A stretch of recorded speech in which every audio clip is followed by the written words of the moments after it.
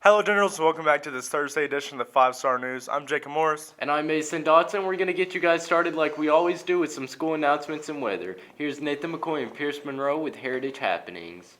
Thanks, guys, for that awesome intro. Now, let's jump right into some Thursday announcements. Starting off, let's give a hand for Parker Taylor, who's the valedictorian for the class of 2022.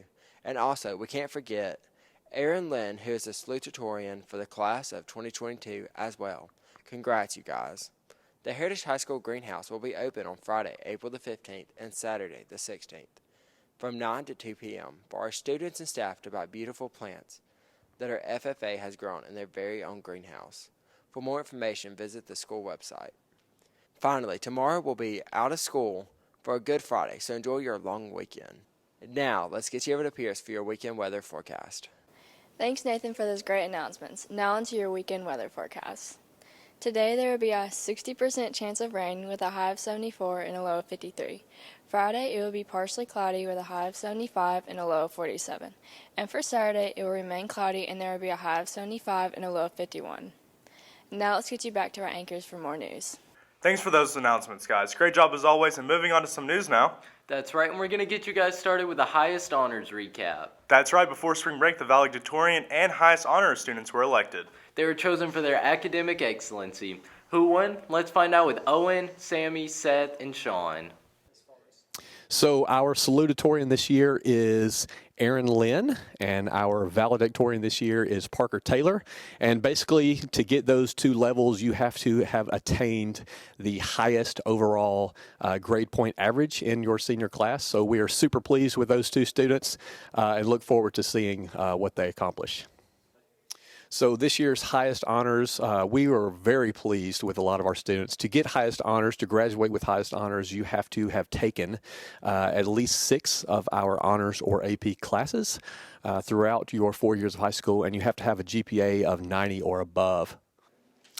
Well, it means that they're very prepared for college. It means something when you're the valedictorian or salutatorian of your class. But the students with highest honors have basically built a transcript that'll prepare them for success. Colleges look at those transcripts to see what students will best fit their schools, and they look for students who have really challenged themselves, who've really pushed themselves, and have performed at a high level.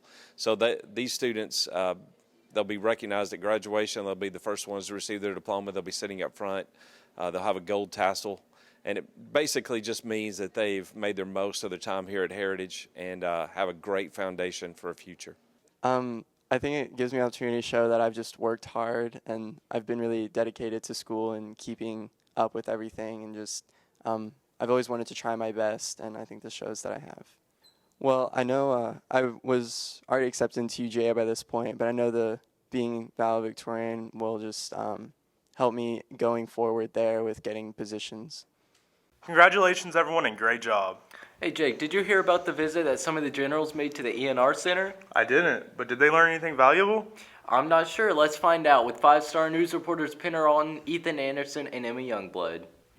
So the EMR class got to go to the 911 call center at the Catoosa County Courthouse.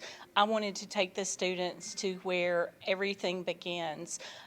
We were there for an hour. The staff were very kind. They answered all of our questions. We were all completely amazed. They receive over 6,000 calls in February alone.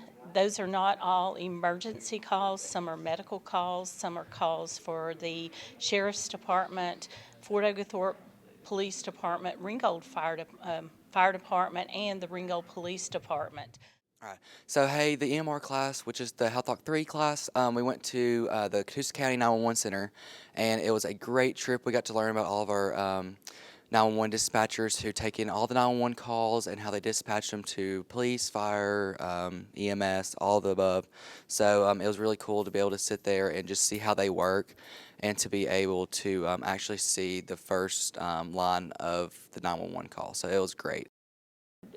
So someone's down, they've had a heart attack, and then that perks everyone else up. So you'll have the person that's actually taking the call, keying in the information, and then if someone is down, if they need an ambulance, they'll get an ambulance en route. If they need fire, or if they need police, they'll get those people en route.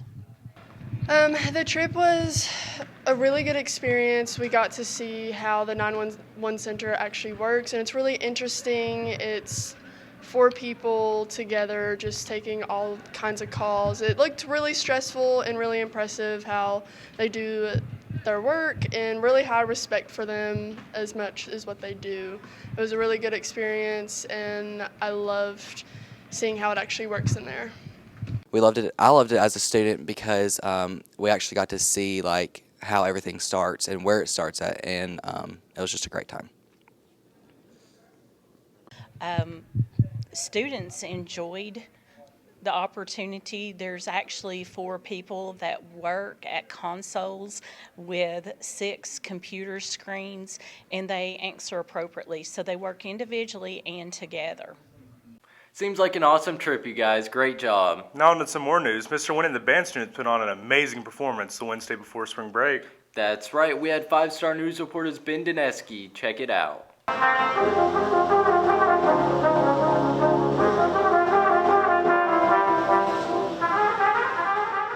So the Stiletto Brass, they came in last Wednesday, the Wednesday before spring break, and they were incredible. They're a group of, it's an all-female quintet, I believe, and they played all different kinds of brass instruments. It was very incredible. I was very impressed with all the stuff they did.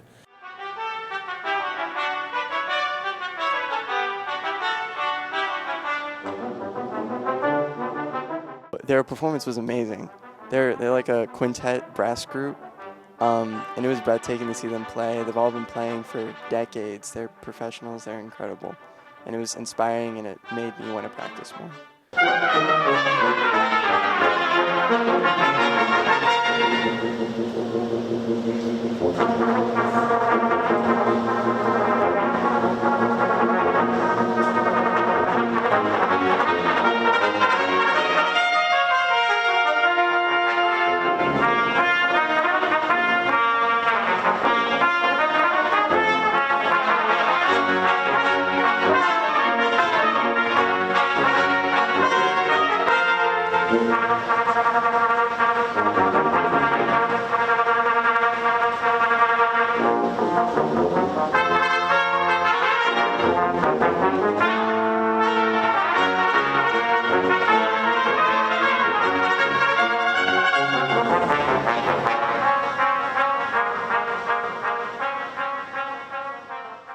Moving on, did you hear the auxiliary gym got an update? Yeah, I heard about that. I haven't gotten to check it out yet, though, but we did get 5-star news reporters Noah, Shane, and Braden to look at it. Take it away, guys. So yeah, we got a brand new gym floor in the auxiliary gym. I think it's a long time coming. I think that'd been the original floor for quite some time. I don't think it's ever been refinished that I know of. Certainly brightens up the gym and brings a lot of light in. Super nice. The guys did a really good job on it. I actually played on the surface this past weekend in a tournament we hosted, and it held up really well. And anytime you have facilities like we have and the upkeep that goes into that, I think it's important that we get refurbishments from time to time, and I think that it's something for the student body and for the faculty to be proud of. I think that obviously this is something that when we make this move and we spend the money to get this done, I think that everyone needs to work together and take pride in it and keep it clean and do what we need to do to maintain it so we don't have to do this more often. So I think that the students will be proud. I think the faculty, the use Hey of guys, so today I'm going to talk about the new gym floor. So I've played basketball on the new gym floor already, and I'm pretty good. So, I made every shot, and the gym floor felt really nice on my feet. So I think it'll benefit all the other students, and everybody will get better at basketball. The gym needs to be a collective responsibility when it comes to maintaining it and cleaning it and making sure we're doing it, doing the right things and not putting things on the floor we shouldn't have on the floor, like food and drink, and also different equipment that may scar the floor and things like that. So as long as if we do that, I think it'll last a long time. And as far as the gym itself, I think now that we have a pretty light main gym floor and a pretty light auxiliary gym floor, it's something that definitely, with the natural light coming in from the windows in the gym, it makes the gym look almost brand new. So I think it's something to be very proud about, and I think the students will really enjoy it. Now for us to take a break, but stick around because our boys Alex and Anderson will get us caught up on sports. That's right, they'll get you caught up on baseball, soccer, tennis, and March Madness. So stick around because sports is next. Oh man, I really want some coffee right now. I'm just so depleted. I need some energy. Dude, you know they sell coffee every morning in the library for just $1. Dude, no way. Nobody's ever told me this. The 5-Star Cafe even sells hot chocolate and tea, and they have a variety of flavors, creamers, and syrups, all for the small price of $1.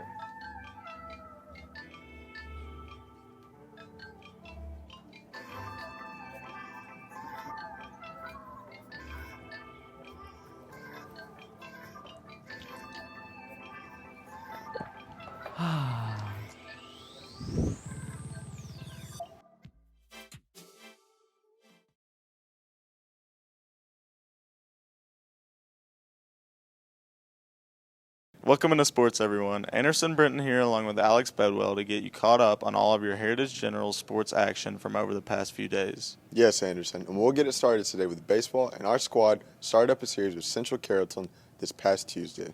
Sure did, and Coach Beagle's squad started that series off with a big win. Here's 5-Star sports reporters Evan Wingrove and Brandon Hamilton with the recap. Oh, it was a great game for us.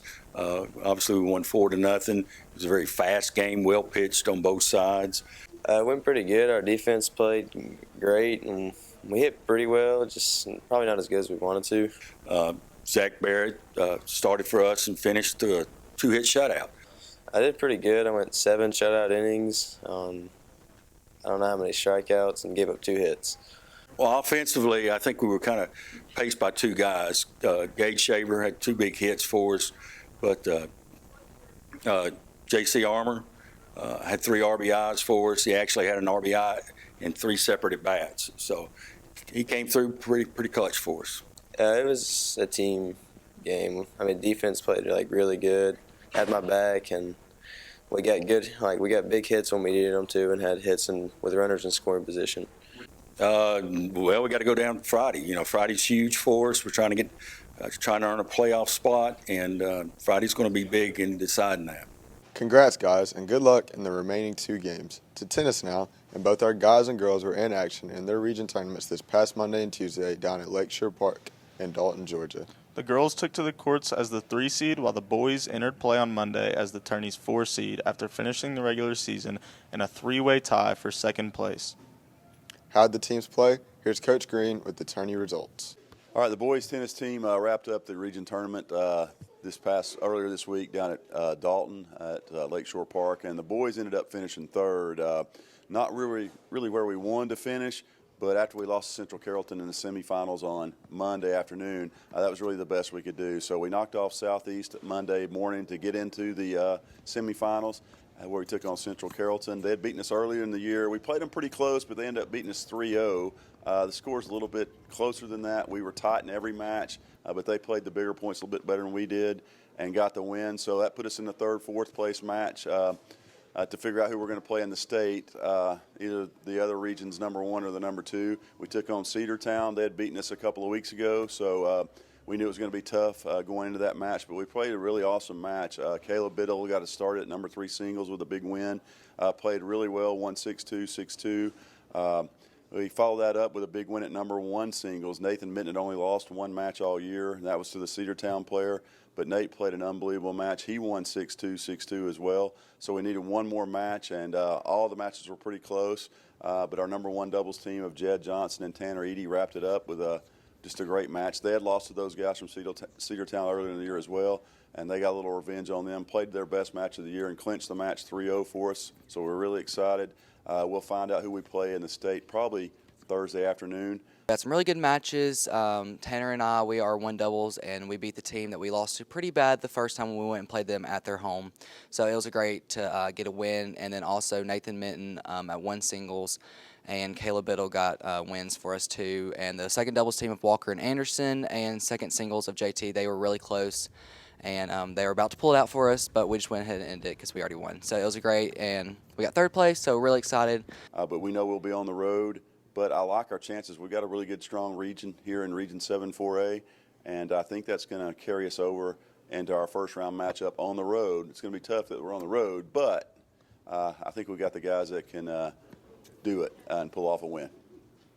All right, so on Monday we went down to Dalton for the region tournament. First up we had Southeast, which we had beat them in the regular season, and we beat them again 5-0. And then we went up against Cedartown. And it came down to the last match, and we unfortunately lost to them. We had 2 courts won and needed one more, but we weren't able to pull it through. But then we came back on Tuesday, and we played Pickens, and the girls did a great job and really pulled together, and we were able to beat them, and we finished third at Regions. So we are looking forward to state. Congrats to both teams, and good luck in the state tourney next week. Now getting you back to some news that took place over spring break. Yep, and that would be the conclusion of Coach Bryant's March Madness Bracket Challenge. We all know Kansas took home the title on the floor, but who won our bracket challenge? Here's Charlie, Claire, and Brody with the answer. Yes, another March Madness has come and gone, and another successful year at HHS, and we had, I think there was about 50 people ended up getting into the bracket challenge, and we had top 3 player. The winner was Drew Dietz, and second place was Landon Kanzler, and third place was Hayden Mullins. So we had the March Madness bracket this week, and I got first place.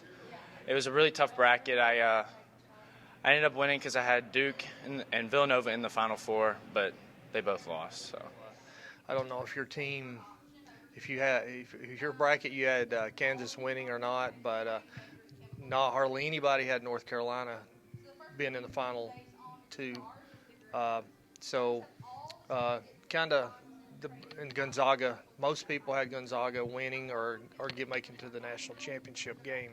So when they went out, there's a lot of brackets that really went downhill from that point. So, but our top 3 winners were Drew Dietz, Landon Kanzler, and Hayden Mullins. So, it's pretty good year as far as the brackets go, and we'll be ready when March rolls around again next year. Congrats to all of the winners. To soccer now, and Coach Terry's ladies march into the GHSA state tournament today here at home as they host Mount Zion. A win by Heritage would move our team into the Sweet 16 round. We talked to Coach Terry and a few of his girls this week to get a quick preview of tonight's match. So we open up the state playoffs tonight. We got Mount Zion out of Jonesboro coming up here. Pretty big and athletic team. They're not super skilled. I got a couple of nice players, but if we can handle their physicality, their quickness, I think we'll be okay if we play well. So I'm feeling pretty good about the match. We've been talking a lot all year about some things to work on and improve on, and we've been doing that. And so I think the girls are ready. I think they're hungry. Obviously, it's state playoffs, so it's kind of do or die at this point. So really excited about the opportunity and looking forward to the match. We're playing Mount Zion today. We should win, but hopefully we can make it farther than last year because we kind of got destroyed in our last game. It was 9-0. Thanks for sports, you guys, and great job as always. And we're going to go ahead and move you guys on now to some entertainment. That's right. The first segment is HHS Cool Rides, and I wonder who do they have today? I'm not sure, but let's go ahead and find out with Noah, Shane, and Braden with HHS Cool Rides.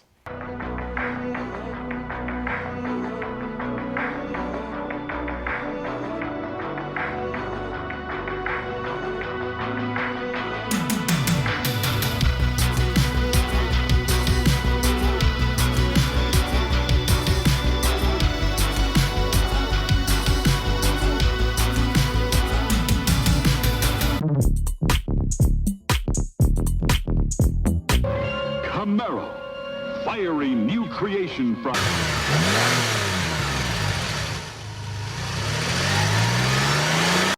My vehicle is a 2014 Honda Odyssey van, and most people would consider this van kind of a soccer mom van, and it's kind of a weird thing for a male nowadays to be driving van. But look, I love my van. I love my van. My wife and I trade out the van throughout the week, but we bought this van as a way to haul all of our tons of kids. We are foster parents.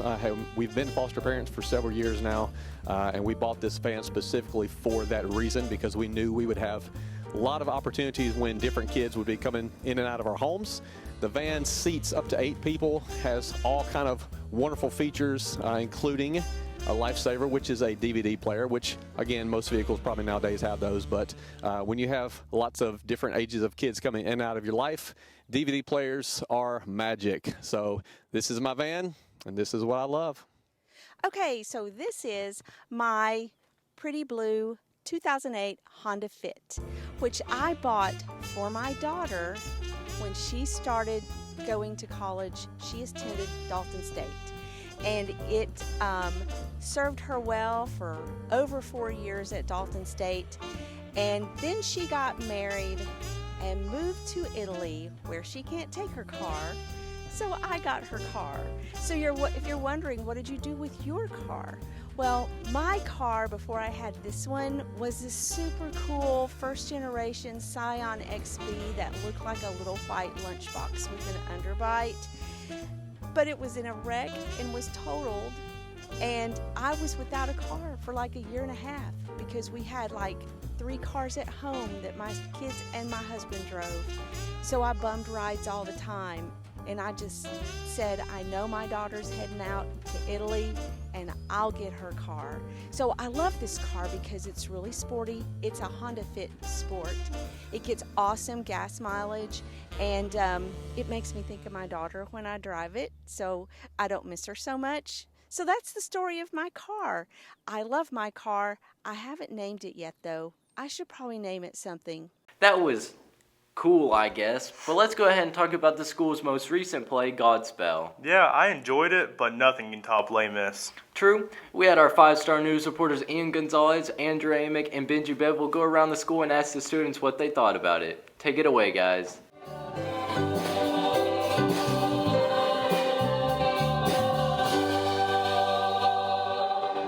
Godspell was really good. I think that the people that were in it tried really hard, and they made it a really good show. And I really liked Jacob's part as Jesus. I think he pulled it off really well. I had a really fun time doing Godspell. I liked having the small cast. It was more of a family than just a group of people. And I think it turned out well in the end. Maybe the school shows weren't the best, but the night shows were definitely better. Will he find faith on earth? Is that a rhetorical question? Because So I watched Godspell last Thursday, and I thought it was pretty good. The stories were pretty nice. It was about Jesus Christ, and the characters. I feel like the people that played it were pretty good, and it was definitely worth my time. On the show, it was really fun because again, we were all like a family, and I thought it was really cool that I got to play the big lead role for my last show. So I saw Godspell when they showed it to the sophomores, and I thought it was pretty cool. I thought it was pretty good. I was a little confused at the beginning, but then I got into the flow. until all that has happened has happened. Therefore, I tell you, any man who sets aside even the least of the law's demands will have the lowest place in the kingdom of heaven. And with that, we'll wrap up this Thursday edition of 5-Star News. That's right, and we'll be back next week with new stories, but until then, Stay classy, Heritage.